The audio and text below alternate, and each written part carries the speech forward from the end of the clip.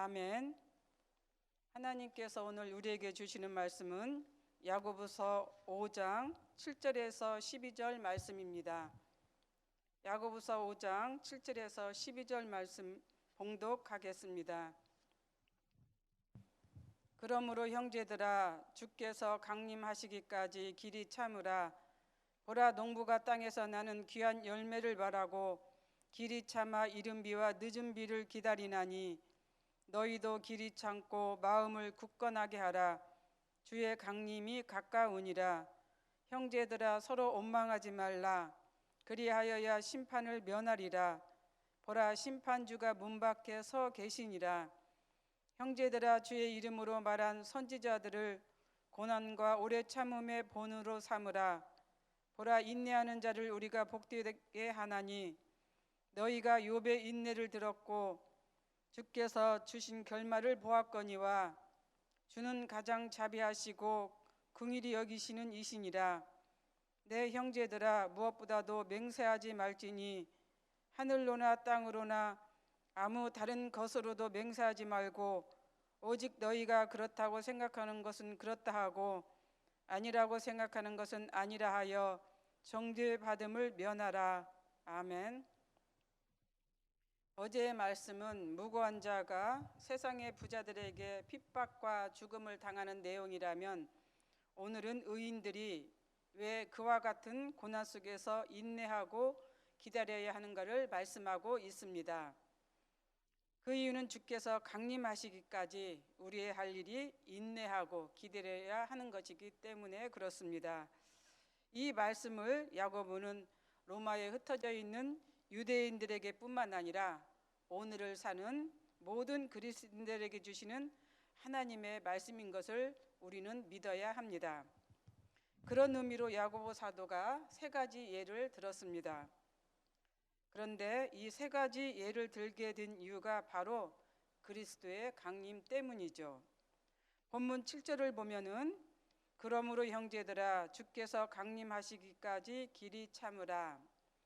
주의 강림은 그리스도가 세상의 심판자로 다시 오신다고 하는 약속의 말씀입니다. 이 약속 때문에 우리 모든 그리스도인은 어떤 고난에도 인내하고 또 길이 참는 것이죠. 이러한 것을 야고보 사도가 우리들에게 당부하고 있습니다.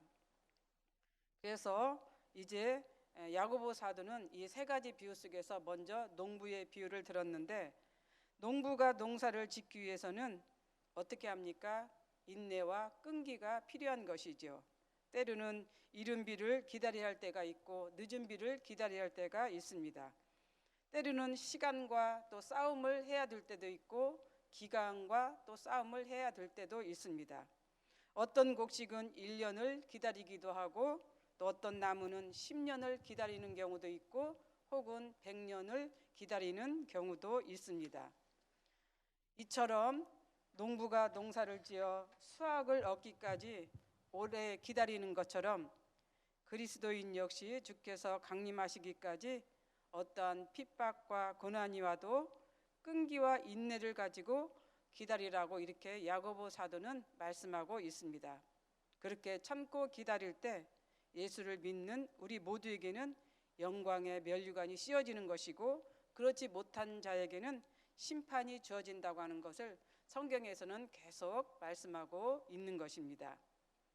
그런데 이렇게 인내할 때는 그저 그냥 막연하게 인내하는 것이 아니라, 야고보 사도는 두 가지의 마음이 필요하다고 이렇게 말씀하고 있습니다. 8절에 보면은, 너희도 길이 참고 마음을 굳건하게 하라. 여기서 굳게 하라고 하는 것은 이스라엘 백성이 출애굽하는 과정에서 아말렉과의 싸움이 있었습니다. 이때 아론과 홀이 모세의 손을 받쳐주고 있었는데, 그들이 그 손을 받쳐주고 있을 때 인간들이기 때문에 얼마나 피곤하고 힘이 들겠습니까? 그렇지만은 우리가 여기에서 손을 내리면은 이제 아말렉과의 싸움에서 진다라고 하는 이런 생각 때문에 굳건한 마음을 가지고 그 손을 잡고 있었을 것입니다. 그런 마음처럼 야고보 사도는 우리가 이제 그런 마음을 가지고 인내하도록, 그렇게 말씀하고 있는 것입니다. 그런데 이러한 마음을 이제 가져야만이 우리가 승리할 수가 있는 것이죠. 그런데 인내는 말로만 하는 것이 아닙니다. 입술로 맹세한다고 해서 또 인내가 되는 것도 아니지요. 인내하기 위해서는 이런 행동을 취해야 되는데 오늘 말씀했던 것처럼 굳건한 마음을 가져야만이 인내도 인내할 수 있다는 것을 말씀하고 있습니다. 그 다음에 야고보 사도가 말씀하고 있는 것은 서로 원망하지 말라고 한 것입니다. 성도들끼리 서로 원망하고 싸운다면 어떻게 되겠습니까? 우리가 하나님께서 주신 이 인내의 약속을 지킬 수가 없습니다. 당시 부자들은 가난한 자들을 멸시하고 천대하는 경우가 있었습니다. 이에 가난한 자들 역시 부자들을 향해서 질투하고 욕하면서 비방을 했는데 서로의 쌍방간에 이런 일들이 이제 일어났다라고 우리가 보면 됩니다. 이러한 것은 주께서 말씀하신 서로 사랑을 하지 못한 데서 나오는 악한 행동입니다. 주님의 말씀처럼 서로 사랑하며 내 이웃을 내 몸처럼 사랑한다면 원망이나 불평이나 미움이 없을 것입니다. 서로 사랑하지 못하기 때문에 이런 행동이 나온다고 하는 것이죠. 그래서 성도는 서로 사랑하고 존중하며 이해해 주어야 합니다. 그렇게 될 때 어떠한 고난과 핍박에도 넉넉히 이길 수 있는 힘이 생기는 것이지요. 야고보 사도가 두 번째 예를 든 것은 선지자들입니다. 선지자들은 하나님께서 보내신 대리자요 대언자입니다. 하나님의 직접적인 계시와 뜻을 이제 백성들에게 전달하는 자이지요. 대체로 선지자들을 통하여 계시되는 하나님의 뜻은 좋은 뜻보다는 좋지 못한 그런 뜻이 더 많은 경우를 우리는 성경에서 보게 됩니다. 그만큼 이스라엘 백성들 생활이 순종보다는 불순종의 생활이 더 많았다고 하는 것을 우리가 알 수 있는 것입니다. 그러다 보니 선지자들에게 돌아오는 것은 핍박과 고난이었습니다. 그 예로 우리가 에레미야 선지자를 보면은 에레미야 선지자를 눈물의 선지자라고 이렇게 우리가 부르고 있잖아요. 그런 것처럼 에레미야는 이제 하나님의 뜻을 계시하면서 전달하면서 많은 고난과 핍박 속에 있었다라고 하는 것을 이제 알 수가 있습니다. 아모스 선지자 역시 이스라엘 백성들이 하나님께 돌아오도록 하나님의 뜻을 계속해서 선포하였습니다. 그렇지만 백성들은 오히려 그렇게 선포하는 이 아모스 선지자를 배척을 했습니다. 그리고 이제 외국으로 추방을 시켰던 것을 우리는 볼 수가 있는 것이죠. 호세아 선지자 역시 자신의 결혼 생활을 통하여 하나님의 마음을 전달하고자 애를 썼습니다. 그러나 계획대로 되지 않았습니다. 이처럼 우리가 선지자들을 보면은 인내하고 고난 속에서 하나님의 뜻을 전달하고 계시하고자 노력했던 것을 볼 수가 있습니다. 세 번째는 욥의 비유입니다. 욥을 모르는 사람은 없습니다. 동방 사람 중에 가장 큰 자요 또 훌륭한 자라고 성경은 소개하고 있기 때문에 그렇습니다. 하나님을 경외하고 정직하며 악에서 떠난 자였습니다. 10명의 자녀와 또 동방 지역에서는 가장 부유한 자로 성경은 소개하고 있기 때문에 그런 것이죠. 요즘으로 보아도 전혀 부족하지 않는 넉넉하고 풍요로운 또 권력과 재물을 가진 그런 자였습니다. 뿐만 아니라 인간관계도 좋아서 그를 좋아하는 친구들도 많았습니다. 그런데 어느 날 뜻하지 않는 사건 속에서 욥은 엄청난 고난을 겪게 됩니다. 재물은 날아가고 또 종과 자녀들은 죽고 그리고 아내마저 욥을 이제 비난하고 떠났습니다. 자신은 병이 들어서 동그박 마을 어귀에서 골마 터진 이제 딱지가 되어 있는 자기의 몸을 기와장으로 긁는 그런 신세가 되어 있었던 것이지요. 그런 신세 속에서 친구들은 찾아와서 하나님이 계신다면 너를 이렇게 놔두지 않았을 것이다 라고 하면서 하나님에 대해서 비난하고 또 조롱을 했습니다. 그럼에도 욥은 어떤 행동을 했습니까? 전혀 하나님을 원망하지 않았습니다. 불평하지 않았습니다. 오히려 하나님께 더 기도하면서 하나님의 뜻을 알고자 노력했던 우리의 욥의 모습을 볼 수가 있는 것이죠. 그 결과 어떻게 되었습니까? 욥기 42장에 보면은 이런 고백을 하죠. 내가 주께 대하여 귀로 듣기만 하였었더니 이제는 눈으로 주를 배움나이다. 그러므로 내가 스스로 하나고 티끌 가운데 제 가운데서 회개하나이다 라고 이렇게 고백을 합니다. 욥이 깨달은 것은 귀로 듣는 신앙에서 눈으로 직접 주를 빚는 신앙이 되었다고 하는 것입니다. 귀로 듣는 신앙에서 이제는 눈으로 직접 하나님을 뵙는 영광을 체험한 것이지요. 이것은 고난 속에서 인내하고 참고 기다린 결과입니다. 하지만 욥에게 가장 값진 선물은 재물이나 가정이나 인간관계를 회복한 것이 아닙니다. 귀로 듣는 신앙에서 직접 하나님을 눈으로 뵙는 신앙을 체험했다고 하는 것이 욥에게 있어서는 가장 중요한 하나님의 선물이었던 것이지요. 그렇습니다. 이런 인내가 없었다고 하면은, 이런 고난이 없었다라고 하면은 욥이 그런 신앙 체험을 하지 못했을 것입니다. 우리들도 이제 귀로 듣는 신앙인들이 참 많이 있습니다. 요즘 말씀의 홍수 속에서 살고 있습니다. 인터넷 또 유튜브 또 교회 홈페이지에 들어가 보면은 하나님의 말씀을 이제 얼마나 많이 있습니까? 그래서 우리의 귀는 당나귀의 귀처럼 하나님의 말씀을 귀로 듣는 신앙인들이 많이 있다라고 하는 그런 것이죠.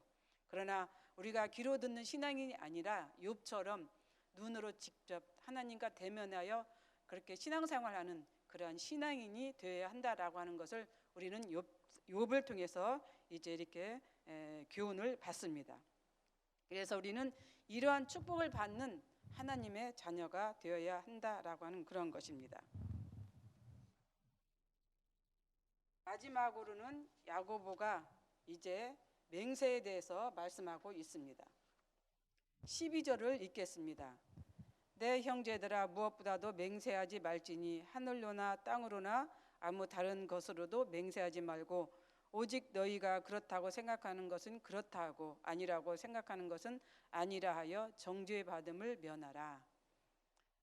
신앙의 바른 제사를 이제 이렇게 말씀하고 있는 것입니다. 한글 사전에서 맹세는 임무나 약속을 꼭 실행하거나 목표를 꼭 이루겠다고 굳게 다짐하는 것이다 라고 이렇게 씌어 있습니다. 이러한 뜻을 알면서도 맹세하는 것은 남을 속이는 것입니다. 거짓말하는 것입니다. 그래서 맹세는 헛된 말이라도 해서는 안 된다라고 이렇게 야고보 사도가 말씀하고 있는 것이죠. 그런데 이 말씀이 앞에 어떤 뜻과 연관이 있어서 이렇게 맹세하지 말라고 했을까? 이 맹세에 대해서 야고보 사도는 기록했을까? 동떨어진 내용과 같지만은 앞의 내용과 연관이 있는 그러한 말씀입니다. 맹세하지 말라는 것은 자신의 신앙에 대해서 호언장담하지 말라는 것이죠. 헛된 맹세와 같은 것을 하지 말라고 하는 것을 여기서 말하고 있습니다. 이 같은 경우는 고난 속에서 인내할 때 자칫 거짓 맹세로 신앙의 본질을 흘릴 수 있기 때문에 염려되어서 야고보 사도가 말씀하고 있는 것입니다. 그래서 우리 주위에도 이렇게 맹세하는 경우들이 종종 있는데 그런데 그런 맹세를 꼭 지킨다고 하면은 괜찮지만은 지키지 않는 경우가 많기 때문에 이제 성경에서도 또 우리가 실제적으로도 헛된 맹세는 하지 말아야 하는 것입니다. 오늘 말씀을 정리해 보면은 주께서 강림하실 때까지 성도가 해야 할 일은 인내하고 기다리는 것입니다.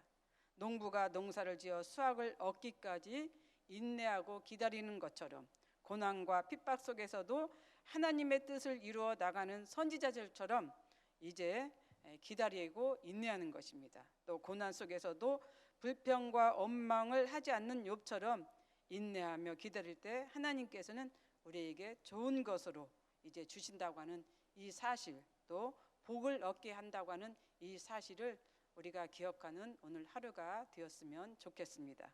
기도하겠습니다. 거룩하시고 사랑이 많으신 하나님 감사합니다. 태초부터 지금까지 믿음을 가진 자가 행해야 하는 것은 기다림의 연속이었습니다. 우리의 믿음의 선조들 역시 주님이 오시기까지 기다렸습니다. 이제는 다시 오실 그리스도를 우리가 기다리며 살아야 합니다. 우리에게 인내하고 기다릴 수 있는 믿음의 신앙을 주옵소서.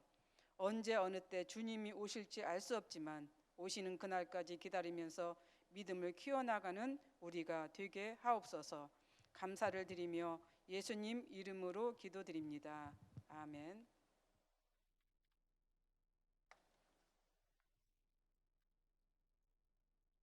공동 기도문입니다.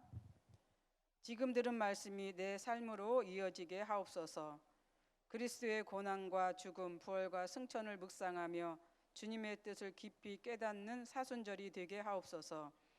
우리 교회의 러브레터 사역과 교단의 2022년 부활절 희망산자 사역을 축복하옵소서.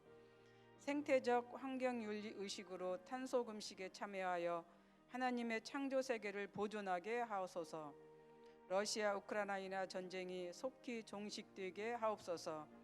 이 시간 공동 기도 제목과 개인의 기도 제목을 놓고 기도하신 후에 각자 삶의 자리로 나아가도록 하겠습니다. 기도하겠습니다.